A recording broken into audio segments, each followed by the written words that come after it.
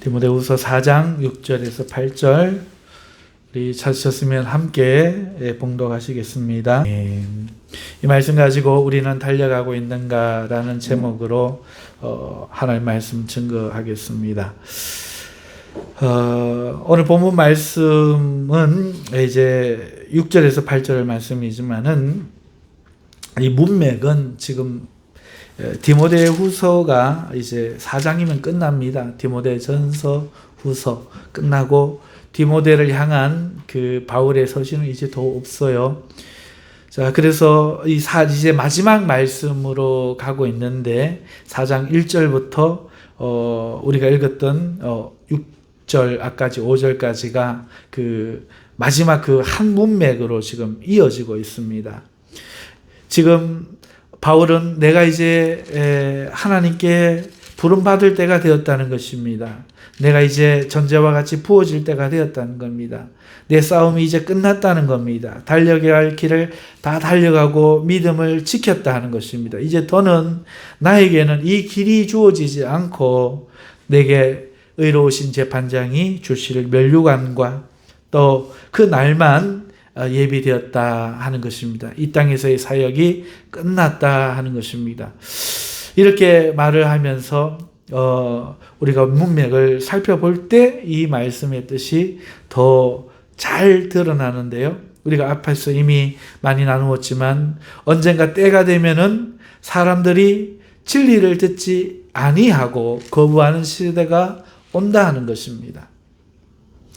사람들은 바른 교훈을 싫어하고 자기가 듣고 싶은 교훈이 따로 있어서 그 말을 하여 줄 선생을 스스로 두는 시대가 온다고 앞에서 설명하고 있습니다. 이 말은 그때가 오기 전까지는 바른 교훈이 통한다는 것입니다. 부모를 공경하라, 또 신실하고 정직하게 살아라 이렇게 가르치면 당연히 그러해야 한다고 생각하고 받아들이는 시대가 있은 후에 그렇지 않은 시대가 온다는 겁니다.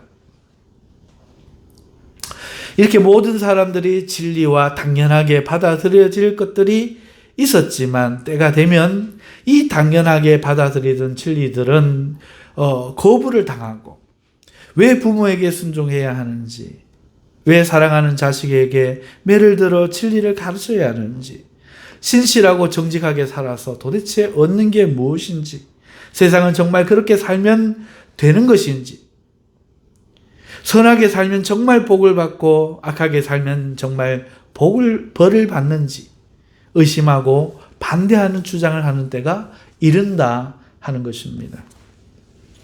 이럴 때는 사람들에게 바른 교훈을 하는 사람들이 힘들겠죠. 사람들 마음에 맞는 어떤 그런 교훈을 하면 인기가 있고 바른 교훈을 하면 싫어하므로 바르게 교훈하는 것에 의욕을 잃고 사람들의 칭찬을 듣는 사람이 되어 편하고자 하는 유혹이 생길 것입니다. 그때 그러든지 말든지 디모데 너는 하나님의 말씀만을 항상 전파하고 힘쓰며 오래 참고 가르치며 경책하며 경계하며 권하고 그럼에도 전도자의 일을 하며 직무를 다하라고 바울은 5절까지 권면하고 있습니다. 이것이 문맥입니다. 이 문맥에서 작별 인사를 하는 겁니다. 이 문맥에서 본면의 이별 메시지, 그러니까 나는 이제 달려갈 길을 다 마치고 있다. 그런데 네게는 그런 길이 남아있구나. 자신의 죽음을 예감하고 결심하며 그것을 디모데에게 선언하는 비장한 말씀이 주어지고 있는 가운데 이 6절에서 8절 말씀은 디모데를 향한 바울의 서너 가지 마음을 보여주는데요. 첫째는 자신은 그 나쁜 시절, 그러니까 바른 교훈을 거부하는 그 나쁜 시절을 보지 않고 하나님의 말씀을 전할 수 있어서 그나마 감사했다는 겁니다. 여기까지 달려올 수 있었다는 것입니다. 둘째는 그렇지만 디모데는 어쩌면 그런 세상을 보게 될지 모르며 이 당연하게 교훈을 받던 것들이 교훈을 거역하는 시대를 맞이할지 몰라서 디모데를 걱정하는 마음이 드러납니다. 셋째는 이제 일을 마친 그에게는 그 일에 대한 보상만이 남아 있고 고생은 이제 끝이 나고 승리와 영광만이 남았다는 것이죠. 그러므로 자신은 이제 걱정이 없습니다. 하지만 오히려 힘든 싸움은 디모데에게 남았다는 사실을 지금 자신과 디모데에게 상기시키고 있는 겁니다.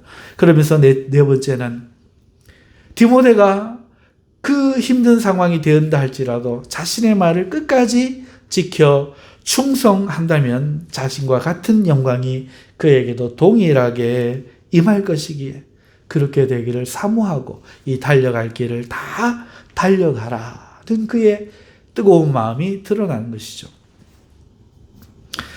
사랑하는 성도 여러분, 오늘 우리도 이 말씀의 생생한 현장 가운데 서 있고 살았음을 우리도 고백해야 됩니다. 여러분, 우리는 바른 교훈이 행해지던 복 있는 시대를 살았던 복 있는 사람들입니다. 이게 무슨 말인가?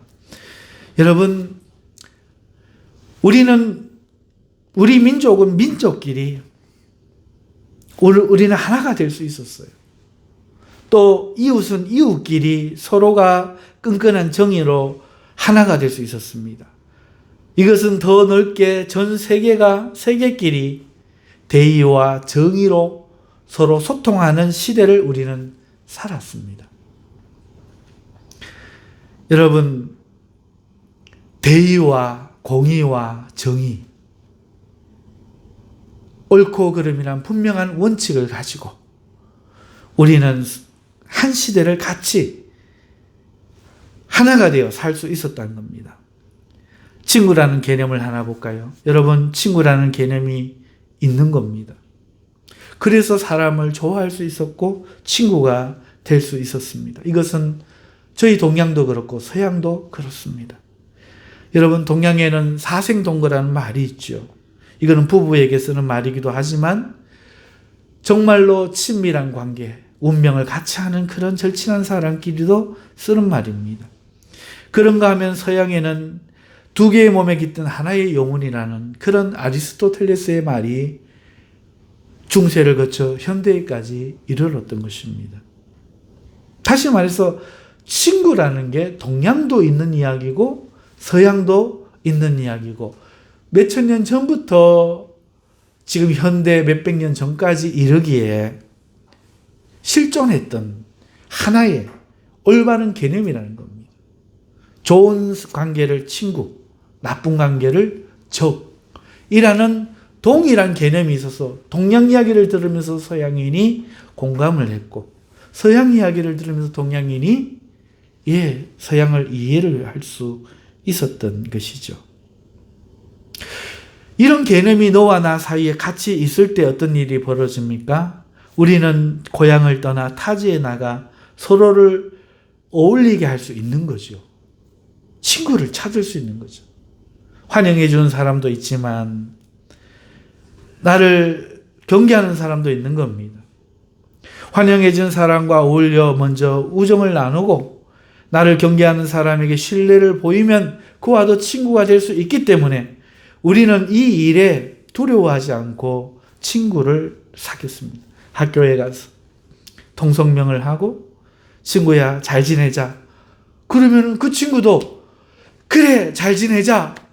이렇게 믿고 빵집으로 떡볶이집으로 달려갈 수 있었죠. 가다가 나를 팔 것이라는 이런 생각이나 때릴 것이라는 생각 따위는 전혀 하지 않았고 이것은 동양과 서양이 동일했다는 겁니다.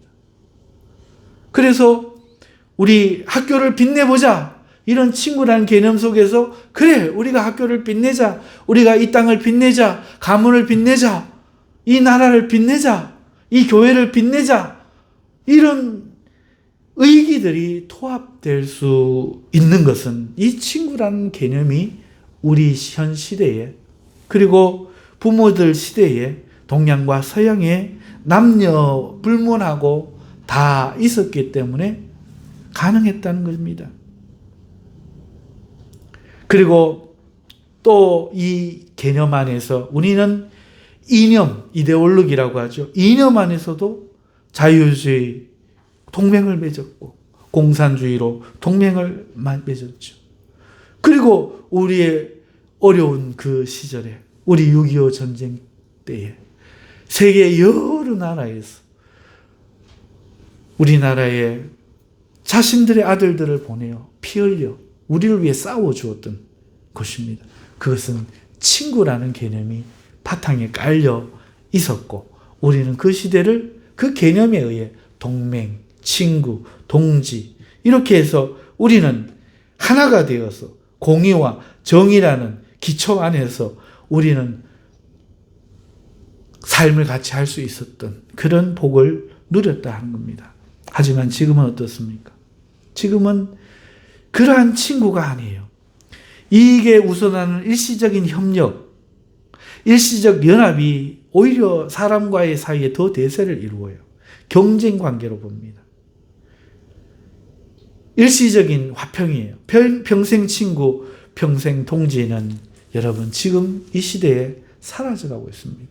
너무 잦은 이 사회적 환경 속에 고향 친구, 학교 친구도 이제 사라져 가고 있는 것이죠. 그저 삶의 반경 안에서 잠시 모였다가 흩어지는 교집합, 여집합이 되는 겁니다.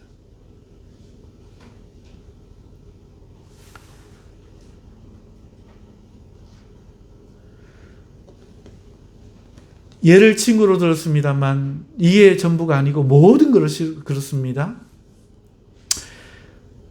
부모에 대한 것도 마찬가지입니다. 부모님을 생각하는 마음은 동서양이 같았죠.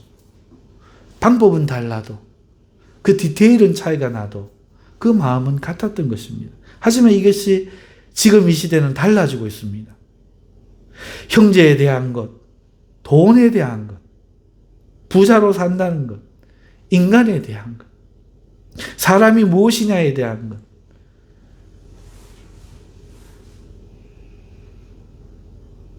자신에 대한 어떤 이해, 이런 모든 생각, 개념이 지금 바뀌어가고 있습니다. 그러므로 이제 사람은 어떤 생각하는 것을, 어떤 하나의 생각을 같이 공유하는 큰 동양, 서양, 전 세계 이런 큰 집단이 아니고 생활적 필요에 연결된 네트워크이거나 생각과 취향이 서로 같은 소집단이거나 각 개인으로 흩어져 살고 있다는 겁니다. 자꾸 흩어지는 겁니다. 이제 더 이상 모든 사람을 하나로 묶는 그런 절대적인 생각, 공유하고 공감할 수 있는 그런 생각이 지배하는 세상이 아니라 저마다 다른 세상이 되어서, 한 세상이지만 저마다 다른 세상을 가지고 그렇게 모든 사람은 개인이 되는 외롭고 힘든 시대가 온 것입니다. 이제는 더 이상 절대적인 진리는 없습니다. 절대적 진리를 주장해도 안 되며 각자의 이해와 다름만이 절대적으로 존재하는 그런 세상을 우리는 지금 맞이하고 있는 것입니다. 여러분, 지금 무슨 말 하고 있습니까? 바른 교훈을 바르다라고 말하는 시대가 아니고 바른 교훈이 왜 바른데? 라고 다르다고 말하는 시대를 우리가 살고 있다. 그 이야기를 하는 겁니다.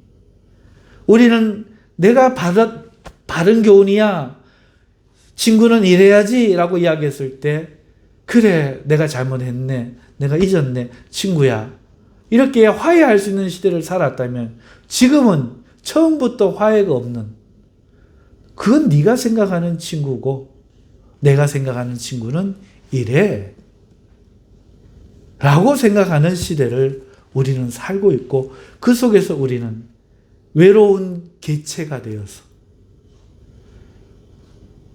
적어도 자기 생각과 같은 어떤 사람을 만날 때만 친구이거나 아니면 좀 달라도 삶의 환경 속에서 서로 묵인하고 협력해야 되는 협력적인 관계로 살아가는, 다시 말하면 우리 같은 낭만과 우리 같은 우정과 이런 것이 없는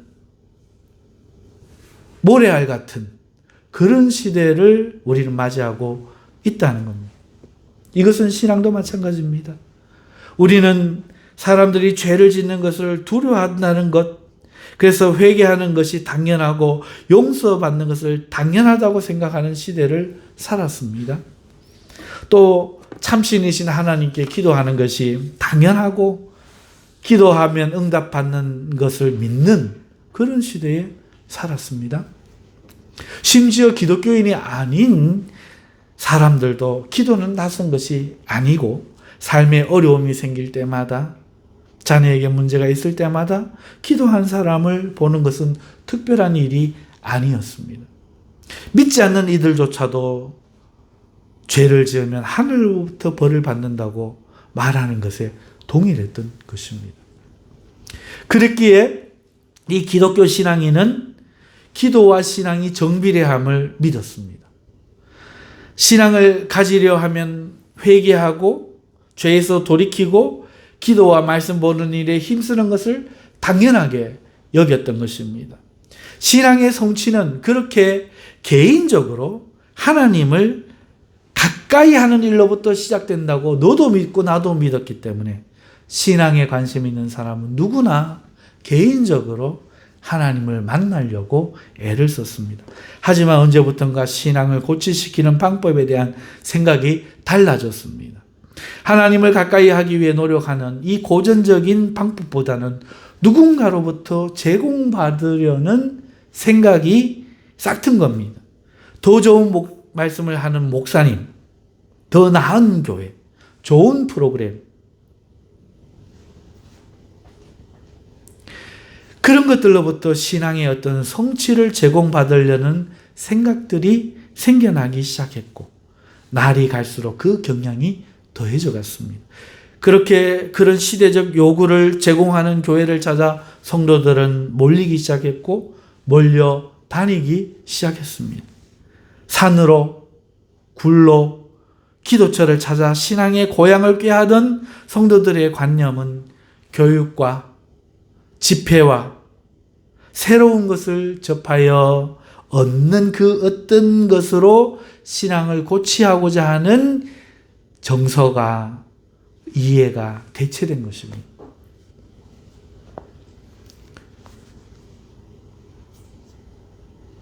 이러한 움직임은 신앙의 위기를 낳았습니다. 처음에는 효과가 있는 듯 했습니다. 구태의연한 옛 신앙의 삶과 비교해서 새로운 교회의 새로운 예배 방식과 교육과 훈련과 또 동일한 그런 것을 경험하고 나도 그래 라고 새로워짐을 말하는 성도들의 이 군중 심리는 그것을 찾아 나선 성도들에게 내가 옳은 길을 선택했다는 큰 기쁨과 만족을 줄 수 있었습니다. 하지만 그 효과가 오래가지 못했죠. 시간이 지나자 성도들은 또다시 다른 교회를, 다른 말씀을 찾고 있는 자신을 발견하는 겁니다. 그들은 개인적으로 하나님을 가까이 해야 하는 기초적인 진리를 잊었고 다른 곳으로부터 공급받고 새로운 것으로 공급받으려 하다가 영혼의 위기를 맞이했는데 이 일이 시작된 것은 절대적인 진리가 잊혀지고 오늘 우리에게 필요한 것들을 공급하는 이 생산, 소비주의 시대가 주는 가치관을 우리가 받아들였기 때문에 그렇습니다. 바른 교훈이 바르게 인식되던 때가 이제 끝이 나고 기가 가려워서 사욕을 따르고자 하는 시대로 접어든 것입니다. 지금 우리는 그 시대를 지금 정확하게 보고 있습니다. 앞으로는 이것이 더해질 겁니다.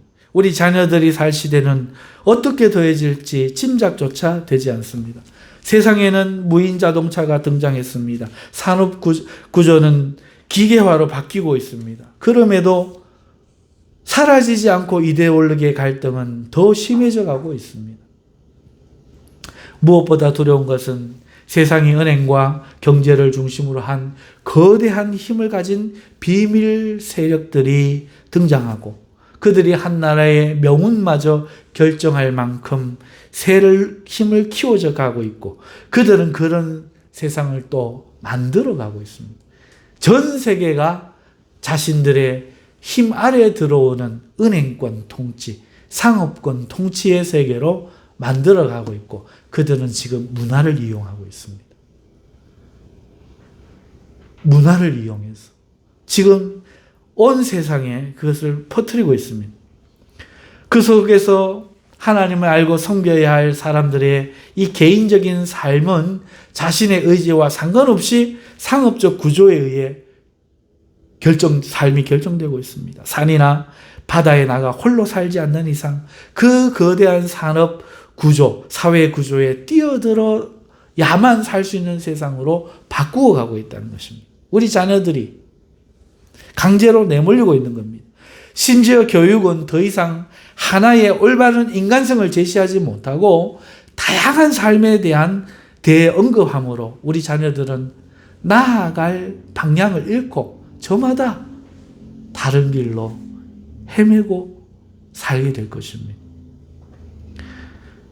교육이란 그저 이 사회 구조에서 남는 방법만을 가르친 것으로 끝나겠죠.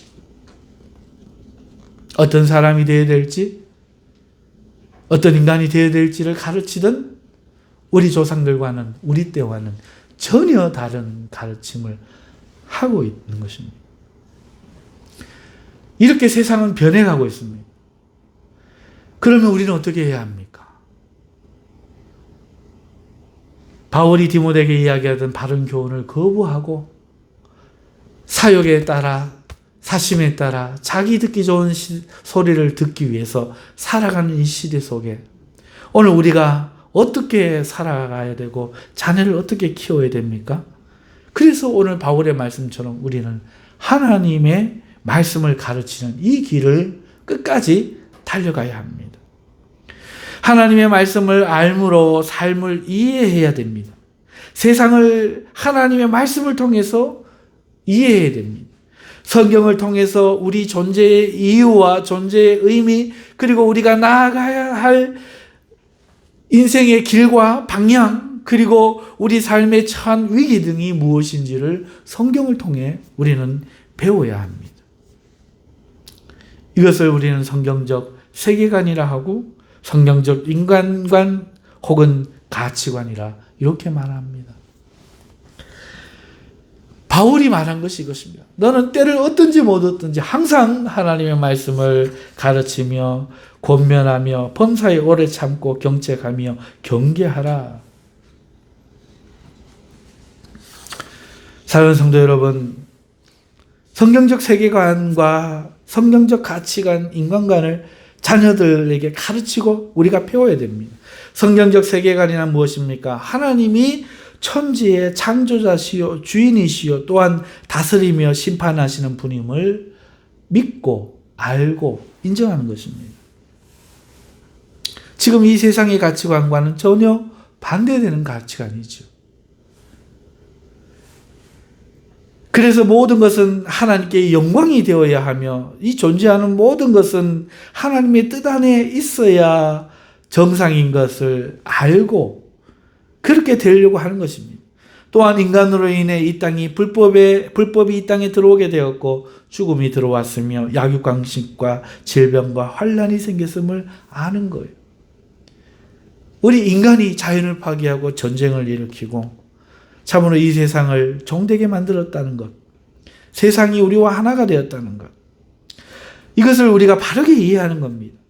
지금 하나님을 거부하고 부인하고 영광을 돌리지 않는 이 세상, 물질이 삶의 원동력이요 능력이라고 믿고 물질을 구하도록, 물질을 위해 기도하도록 가르치는 이 모든 것들이 잘못되었고 그러한 교육들은 하나님을 모독하는 것이며 그러한 삶을 살도록 강요하는 것이야말로 하나님을 대적하는 이름을 알아야 하는 것입니다.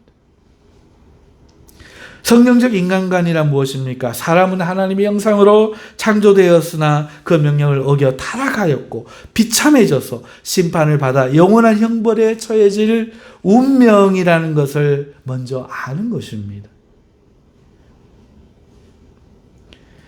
하나님이 인간을 불쌍히 여겨주셔서 잠시의 어떤 즐거움과 위로를 주셨다고 해도 사람은 스스로를 자랑하거나 스스로 의로워질 수 없으며 그 타락함을 거부하거나 제거하고 죄를 제어하려고 애를 쓰며 사는 것이 그나마 최선의 길임을 인정하고 하나님의 말씀을 그 인생에 붙들고 살려고 노력해야 된다는 것을 가르쳐야 한다는 것입니다. 우리가 그렇게 소망적이거나 능력 있는 존재가 아니라 구원을 소망하며 바라며 오늘 이 땅을 살 때 죄를 극복할 수는 없지만 죄와 싸우며 그나마 죄를 제어하고 타락한 자신이 그 죄를 향해 달려갈 그 마음이 있음을 제대로 인식하고 그것을 하나님의 말씀에 묶어 가두어 하나님의 말씀에 따라 살려고 그나마 노력하는 것이 그나마 최선의 길임을 오늘 우리 사람들에게 가르쳐야 되는 겁니다. 사람을 믿어라. 긍정적인 생각, 이 타락을 기초하지 않은 긍정적인 생각, 그러한 인간관을 오늘 우리는 가르쳐서는 안 되는 것입니다. 그러나 세상은 그럼에도 우리가 이렇게 살아도 하나님을 대적하고 그걸 멈추지 않는다는 것도 우리는 가르치고 하나님의 구원이 있음을 오늘 우리는 선포하며 심판을 그런 세상에 피해야 될 것을 오늘 우리는 전해야 된다는 것도 또한 가르쳐야 하는 겁니다. 우리는 이 길을 지금 가고 있고 이 길을 달려가야 합니다. 이미 바울이 말한 그 세상은 이미 우리에게 왔습니다. 바울은 이 세상에 하나님의 구원의 소식을 전했고 심판도 알렸습니다. 아주 열심히 했습니다. 그러나 그 시대는 안 믿는 사람들조차 신을 섬겼기에 신이 있음을 누구나 인정했고 죄에 대한 처벌이나 형벌을 두려워했기에 바울의 그 복음을 받아들이고 믿을 수 있었습니다. 적어도 바른 교훈을 받아들일 수 있는 토대가 그 세상에 있었던 것입니다. 그렇게 유럽에 복음이 전해졌고 우리에게까지 왔습니다. 그러나 그런 곳에서조차 그는 유대인들에 의해 심한 대적과 방해를 받고 목숨의 위기를 여러 번 넘겼던 것입니다. 그리고 그는 이제 그 달려갈 길을 마지막 순교로 마치는 꼬린 지점만을 남겨놓고 있는 것입니다. 그러나 디모데의 때에 바른 교훈이 거슬러지는 악한 마지막 시대가 이르지 않을까 걱정하는 이 바울은 그 염려는 정확히 우리 시대 오늘날 성취되었습니다. 이제는 더 이상 내세와 심판과 지옥과 천국을 사람들은 믿지 않습니다. 선과 악의 개념도 모호해져 스스로를 붉은 악마라 부르는 것도 꺼려하지 않는 세상입니다. 좀비의 사랑과 흡혈귀의 사랑 이야기가 아름답게 그려지고 영화에서는 괴물과 악인과 동물이나 곤충의 강력한 DNA를 이식한 존재가 정의와 사회의 수호자가 되기도 합니다. 이제는 더 이상 선이 하나님의 영역이 아니라 악인도 의리 있고 악인도 동네를 구원하고 하는 세상으로 그려가고 있고 심지어 마귀의 존재로 알았던 흡혈귀나 사탄마저도 그들 나름대로 사랑과 우정과 로맨스가 있다라고 말하는 것입니다. 그렇기 때문에 이제는 모든 것이 모호해져 갑니다. 이제는 모든 것이 가벼운 농담입니다. 재미있는 이슈입니다. 더 이상 심각한 절대적 진리는 없고 왜 이렇게 되었는지도 모른 채 오늘의 그저 힘겨운 삶을 위로한 그 어떤 것만을 사람들은 찾고 있을 뿐입니다. 이제는 바른 교훈이 통하지 않는 겁니다. 그것은 기독교인이라 스스로 기독교인이라 하는 자의 자녀들도 마찬가지입니다. 세상과 똑같습니다. 그 이유는 그 부모들이 성경을 가르치지 않았기 때문입니다. 자식들을 학교 선생들에 의해 가치관이 형성되도록 십몇 년을 버려두고 있기 때문입니다. 이스라엘인들은 자신의 자녀들을 어릴 때마다 말을 배울 그때부터 쉐마 이스라엘이라고 하여 성경을 읽고 외우도록 가르칩니다. 심지어 모세 오경을 다 외우는 이스라엘인들도 발견하는 것이 그렇게 어렵지 않습니다. 말씀을 적어 그 옷에 달고 다니게 합니다. 사랑하는 성도 여러분, 우리들은 어떻게 할 겁니까? 우리 자녀들조차 이제 기도해야 되는 정당성을 모릅니다. 오늘 우리의 문제가 무엇인 줄 압니까? 우리 아이들, 몇 대는 아이들에게 하루에 한 번 기도하자, 이걸 호소하는 지경에 이르렀습니다. 아무 부모도 이 교회의 노력에 동참해서 내 아이가 기도하고 있는가, 카톡에 올렸는가 점검하지 않습니다. 교회에서 무엇을 가르침을 받고 어떤 지도를 받고 어떤 일을 행하고 있는지 관심을 두지 않습니다. 저마다의 삶이 있다 하는 것입니다. 우리는 하나요.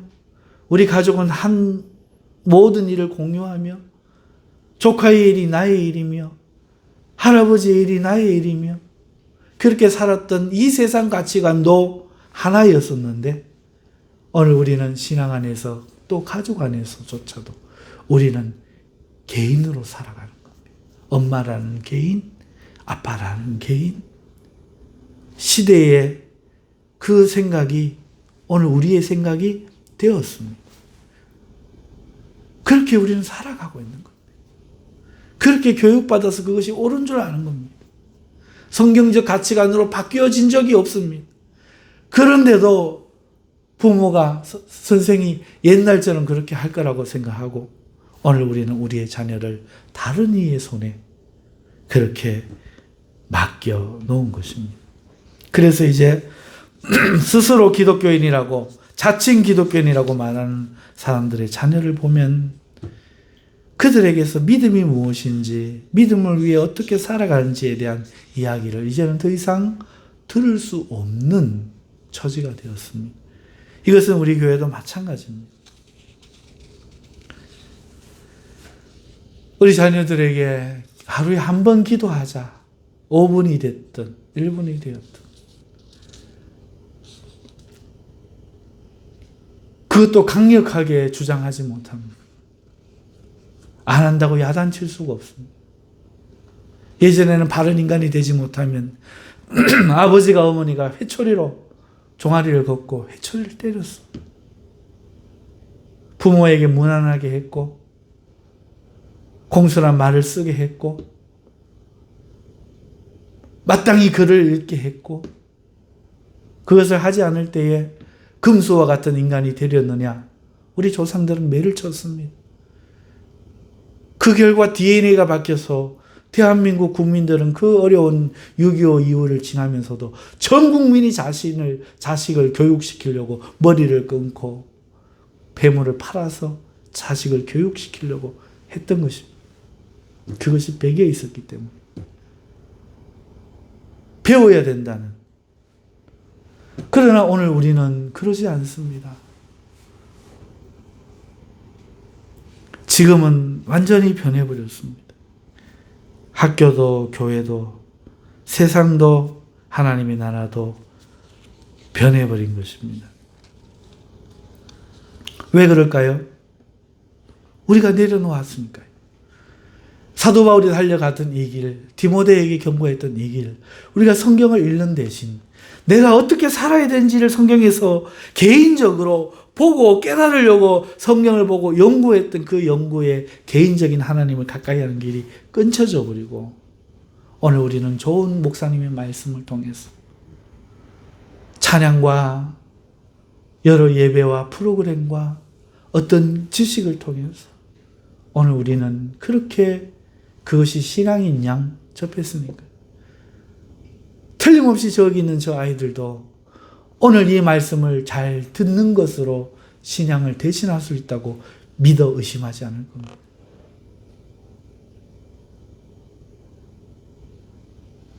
그러나 공부를 열심히 해야 된다고 아무리 운명적인 연설을 들었다고 해서 그것으로 공부하지 않고 과거급제하는 사람은 한 사람도 없었을 것입니다. 엉덩이에 진물이 나고 집으로 돌아가도 한석봉이가 어머니한테 혼을 맞고 쫓겨나서 누구든지 써야, 누구든지 읽어야, 자기가 그걸 해내기 위해서 애를 써야, 그래야 어딘가에 도달할 수 있었고, 오늘 우리의 신앙도 하나님을 가까이 하는 것도 부르짖으라, 입을 크게 벌려라. 나를 찾는 자가 나를 찾겠고 나를 만나는 자가 나를 만나리라. 하나님이 말씀하셨음에도 불구하고, 그래서 산으로, 굴로, 바위 밑으로, 나무 밑으로, 조용한 골방으로, 기도처로 향해서 하나님과의 시간을 사모하고 그 시간을 붙들기 위해서 애를 썼던, 전화기도 뽑아놓고 했던 그 생각들을 내려놓고, 우리는 내가 해서 먹이는 음식보다 전화 한 통에 쉽게 달려오는 그 음식을 먹는 그 시대의 사상이 문자가 아닌 문자가 돼요. 교육이 돼요. TV가, 미디어가 교육이 돼요. 오늘 우리는 그렇게 하나님의 어떤 다른 교회로부터, 새로운 것으로부터 그렇게 우리는 신앙의 성취를 고양하는 것을 스스로 터득했고 자녀들에게 가르쳤기 때문에 우리가 하는 일은 이렇게 앉아서 말씀을 열심히 듣는 게 그나마 잘하는 것입니다.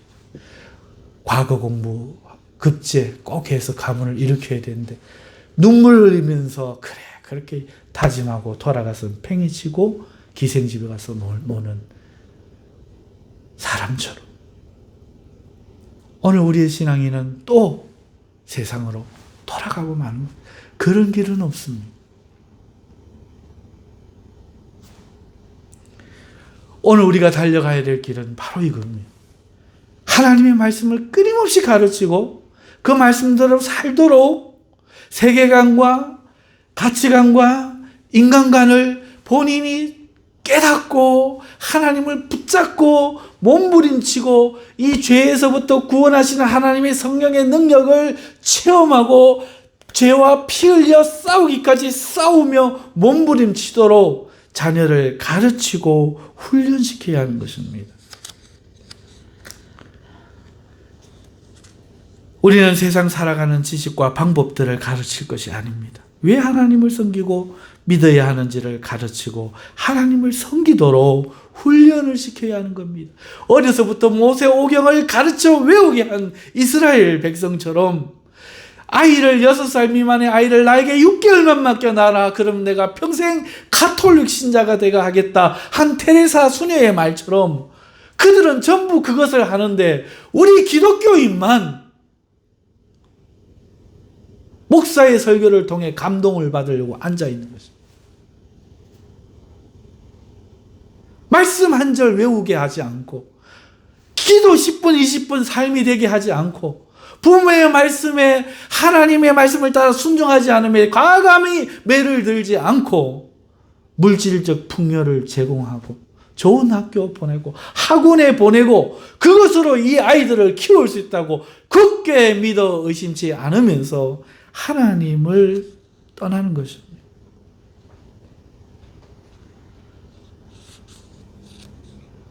이제는 우리가 내려놓았던 하나님의 말씀을 전하는 부모의 첫째 되는 본분을 이제는 모두가 다시 시작하고 오늘 우리들은 모두가 부모이기 때문에 우리 뒤를 따르는 자들에게 하나님의 말씀을 자녀들에게 가르치고 훈련시키는 이 일을 마지막까지 주님 오시는 그날까지 우리를 부르시는 그날까지 이 길을 달려가기를 우리는 포기하지 말아야 됩니다. 사랑하는 성도 여러분, 오늘 저는 제가 얼마 전에 했던 말씀을 설교 형식으로 바꾸어서 말씀드린 것뿐입니다. 유치원생처럼. 사랑하는 성도 여러분, 우리에게 무엇이 필요합니까? 오늘 우리의 삶에 가장 필요한 것은 무엇입니까? 그렇습니다. 지금 바울이 말한 것처럼 지금은 바른 교훈을 싫어하는 시대를 살고 있습니다. 바른 교훈은, 사랑하는 성도 여러분, 그걸 가르치는 걸 교육이라고 하는데, 여러분, 교육의 뜻이 뭡니까? 우리는 이렇게 이야기합니다. 3시간, 4시간, 아니면 더 지혜롭게 1시간을 잘 설명하는 것. 아니요. 교육이라는 것은 가르칠 몸육입니다. 몸을 가르쳐야 됩니다. 습관이 되게 해야 됩니다. 행동이 되게 해야 됩니다. 사랑하는 성도 여러분, 기도 훈련을 시키십시오. 말씀을 읽는 훈련을 시키십시오. 이미 우리 아이들은 게임하는 훈련이 되어 있습니다. 이미 야한 동영상을 보는 훈련이 되어 있습니다. 농담이 아닙니다. 농담이 아닙니다. 그들은 날마다 그걸 싸우고 있습니다. 자유의 문제와 싸우고 있고, 신앙과 삶이 별개의 문제로 싸우고 있습니다. 저 아이들에게, 자녀들에게 물어보십시오. 그것이 현실입니다. 그럼에도 오늘 우리는 그것에 대해서 어떻게 두려워서 말하지도 못하고, 어떻게 해야 되지도 못하고, 함구하고 살아가는 겁니다. 어른이 되는 과정이라 세상이 말하는 것을 이해하는 겁니다. 사랑하는 성도 여러분, 우리가 지금 달려가고 있는 게 맞을까요? 그래서 제목이 달려가고 있는가 합니다. 우리는 지금 이렇게 듣는 것을 달려가고 있다 생각합니다. 아닙니다. 여러분들이 자신을 가르치고 자녀들을 가르치고 하나님께 가까이 하는 것을 가르치는 것을 시작하지 않는다면 우리는 아직 한 발자국도 뛰지 않는 겁니다. 그렇다면 삶의 영광과 승리는 경험할 수 없을 것입니다. 그 길을 걷는 자에게만 그 영광과 승리는 주어지는 것입니다. 그렇지 않으면 유사만족, 술 먹고 기쁨을 얻고 마약을 투여하고 환각에 빠져 그 마약의 중독자가 되는 그런 유사 기쁨, 다른 것으로부터 공급받는 그 기쁨, 그것만 찾다가 마약쟁이가 인생을 황폐하게 종치는 것처럼 신앙의 황폐함을 맞이하고 결국 아무것도 남지 않은 채 비판적인 시각과 메마른 심령, 더 이상 갱생되지 않는 영혼의 황폐해진 심령의 터전만을 발견하게 될 겁니다. 이제 우리는 다시 시작해야 돼요. 우리를 가르치고 자녀를 가르치고 하나님의 말씀을 때를 얻든지 못 얻든지 하나님의 세계관을, 하나님의 가치관을, 하나님이 말씀하시는 인간관을 가르치며 하나님 말씀을 순종하며 그를 섬기며 살아가도록 자녀들에게 할 수 있는 모든 것을 다해서 그것을 가장 우선시 우리가 가르칠 때에 오늘 우리의 자녀들은 이 악한 세상에서 구원받을 수 있을 줄 믿습니다. 기도하겠습니다.